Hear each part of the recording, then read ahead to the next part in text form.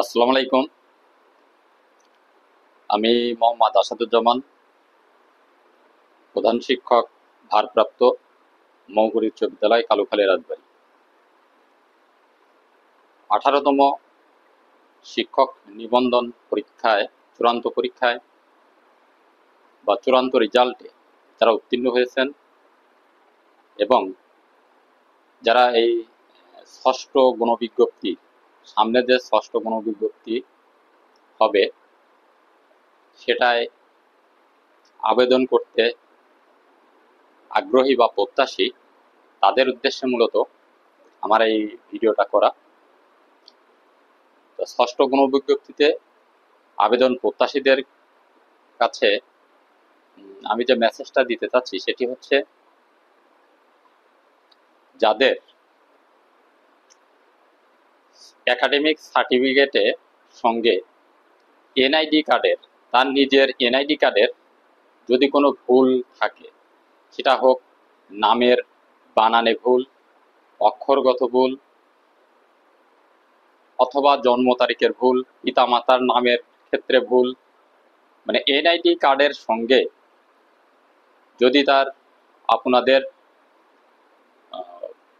Academic সনদের সঙ্গে যদি হুবহু মিল না থাকে, তাহলে এমপিওর ক্ষেত্রে, এমপিও ভুক্তির ক্ষেত্রে এবং মানে ইএফটি মাধ্যমে যে বেতন বেসরকারি স্কুলগুলোতে বা শিক্ষকদের চালু করা হয়েছে গত ডিসেম্বর মাস থেকে,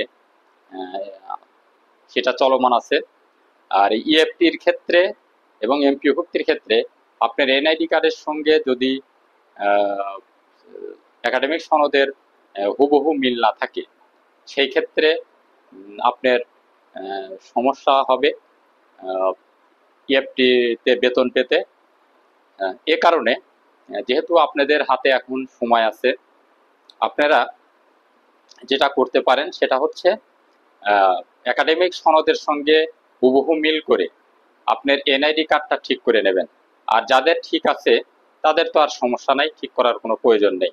যাদের ঠিক নাই, সেটা অক্ষরগত বানানের অথবা জন্ম তারিখের যদি সমস্যা থাকে, অবশ্যই আপনারা এই সময়ের মধ্যে এটা ঠিক করে নেন, যেহেতু আপনাদের হাতে সময় আছে। আর অবশ্যই সার্টিফিকেট অনুযায়ী এনআইডিটা করবেন, কারণ আপনি যদি সার্টিফিকেট সংশোধন করতে যান তাহলে কিন্তু আপনার অনেক সময় লেগে যাবে এবং সেটা একটু কষ্টকর। করা যাবে না তা না, করা যাবে, কিন্তু সেটা একটু কষ্টকর হবে। আর যদি আপনি সার্টিফিকেট অনুযায়ী এনআইডিটা ঠিক করে নেন, তাহলে সেই ক্ষেত্রে আপনার সহজ হবে। আপনি এনআইডি সংশোধনের একটা আবেদন করলে আপনার সর্বোচ্চ 10 দিনের মধ্যে, 7 থেকে 10 দিনের মধ্যে সেটা সংশোধিত হয়ে যাবে। তাই এনআইডি যদি আপনি ঠিক করতে যান বা ঠিক করেন, আপনার সার্টিফিকেটের সঙ্গে যদি মিল করে করেন, যদি কোনো ভুল থাকে সেটা সংশোধনের জন্য যদি আবেদন করতে চান, তাহলে সেই ক্ষেত্রে আপনার বেশি এখানে কোনো ডকুমেন্টস লাগবে না।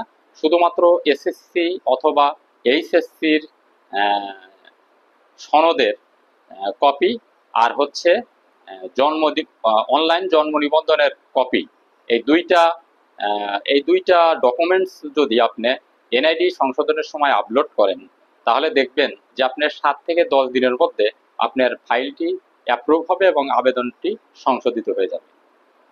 তাহলে যাদের এই জাতীয় যদি কোনো ভুল থাকে, নিজের নামের বানানে ভুল বা অক্ষরগত ভুল বা পিতার নাম ভুল বা মায়ের নাম ভুল অথবা জন্ম তারিখে ভুল, এই ধরনের মানে সার্টিফিকেটের সাথে এনআইডির যে কোনো ধরনের ভুল যদি থাকে, সেটা আপনি সংশোধন করে নেবেন, যাতে আপনার ভবিষ্যতে যখন আপনি এমপিভুক্ত হবেন, ইএফটির মাধ্যমে বেতন পাবেন, সেই ক্ষেত্রে যাতে কোনো সমস্যায় আপনাকে পড়তে না হয়। যেহেতু আপনাদের হাতে সময় আছে, আপনারা অবশ্যই এটা সংশোধন করে নিবেন, আশা করি। করলে আপনার ওই সময় আপনার ভোগান্তিটা হবে না, এমপিও বা ইএফটির বেতন পাওয়ার ক্ষেত্রে কোনো ভোগান্তিতে আপনি পড়বেন না। তা সবাইকে আমার শুভেচ্ছা এবং ভালোবাসা জানিয়ে, এবং আমি এই ষষ্ঠ গণবিজ্ঞপ্তিতে যারা আবেদন প্রত্যাশী, তাদের যে কোনো সমস্যা যদি ভুল ভ্রান্তি হোক আর যে কোনো বিষয়ে যদি আহ, জানতে চান তাহলে কমেন্টসে লিখবেন। আমি সঠিক উত্তরটা দেওয়ার আহ, সঠিক উত্তরটাই দেব এবং কমেন্টসে উত্তর দেওয়ার যথেষ্ট চেষ্টা করব। তা সবাইকে আমার পক্ষ থেকে ধন্যবাদ দিয়ে শেষ করছি।